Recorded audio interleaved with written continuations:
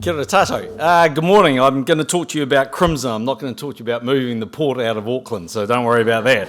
Although it's not a bad idea, actually. I'm happy to give you the drill on that.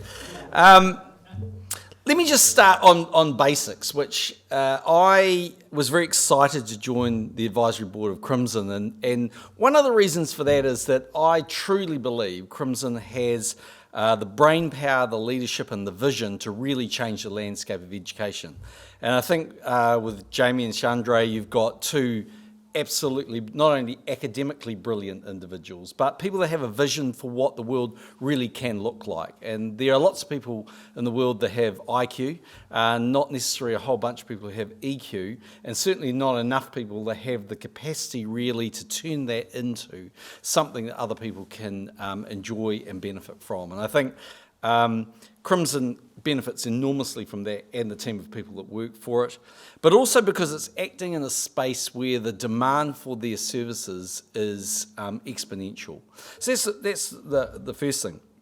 The second thing is the world that we live in is changing dramatically, but one of those fundamentals isn't, which is the power of education. So I increasingly do a lot of work in Silicon Valley. I was there pretty much all of last week, and you kind of look at Silicon Valley when you're up there. It's in one sense it's a bubble, in another sense it's the most remarkable environment to be engaged in. It's quite invigorating, but there you have a ton of money coming out of these VCs, which from what I can see all seem to hang out in Menlo Park if you've ever been there.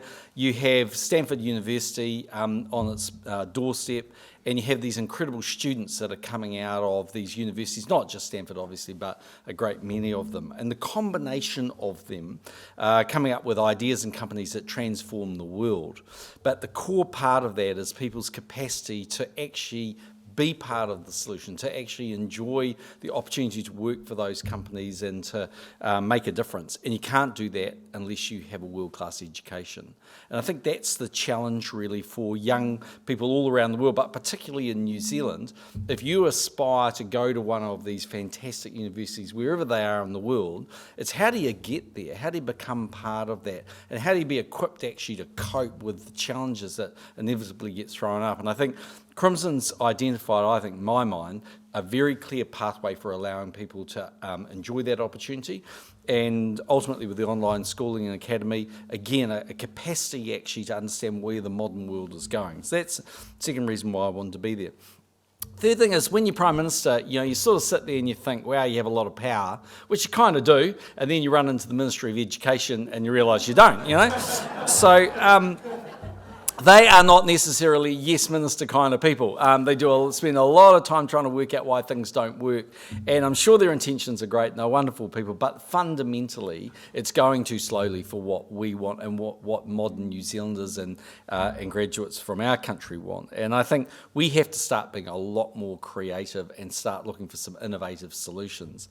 And I think, John's obviously going to talk to you about the online schooling, the online academy, but I think you just have to ask yourself one pretty obvious question, which is how are young people basically operating in the 21st century? Because it isn't what they did when I went to school or when my parents went to school, all that sort of stuff. It is very different.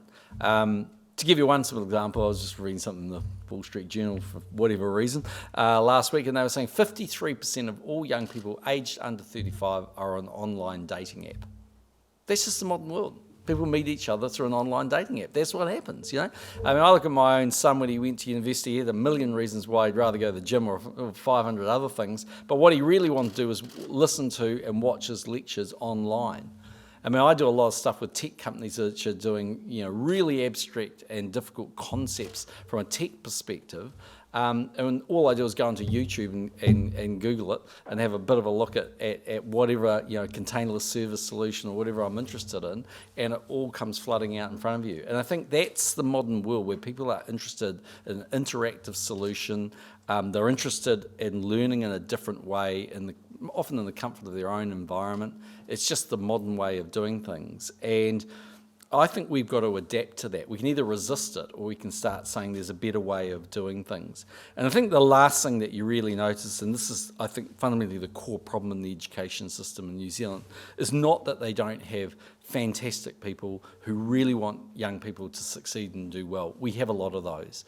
And there's a lot of great teachers in New Zealand, but we don't have enough of them. and they're not always in the right location.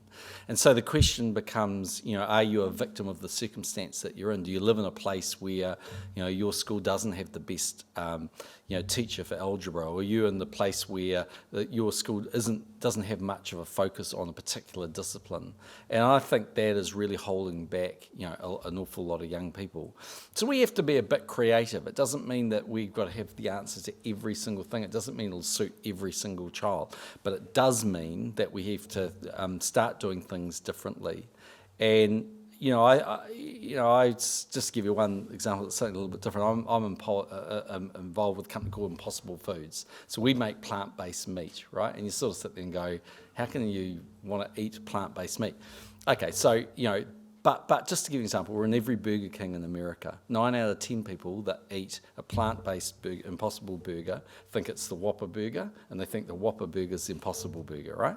And so you sit there and you talk to these guys about their vision for the food sector, and they say 20 years from now, we won't be raising animals to basically produce meat. It'll happen through plant-based meat, and it'll taste the same and better. And you sort of sit there and you go, that's a big idea. Maybe it'll be right and maybe it won't be, but it's a $1.7 trillion market and they are growing exponentially off the charts. And I think the same thing's happening in education. It's very easy to sit there and say, we sit in front of the blackboard in the good old days, the teacher tells us what we want to learn, and that's it. That's where education starts and finishes. And unfortunately, it's not. And if we want our youngsters to really be able to get into and compete on a world stage, we have to do some things differently. And that's really the bottom line of why I joined Crimson's advisory board. I just am excited about what they're doing. I think it will work. I think they can execute. They've got tons of passion and tons of vision. And I'm excited you're all here because I think great things are going to come from this. So thank you for having me here. I hope it works out well for you. And look forward to hearing what John and the other speakers have to say. Kia ora tātou.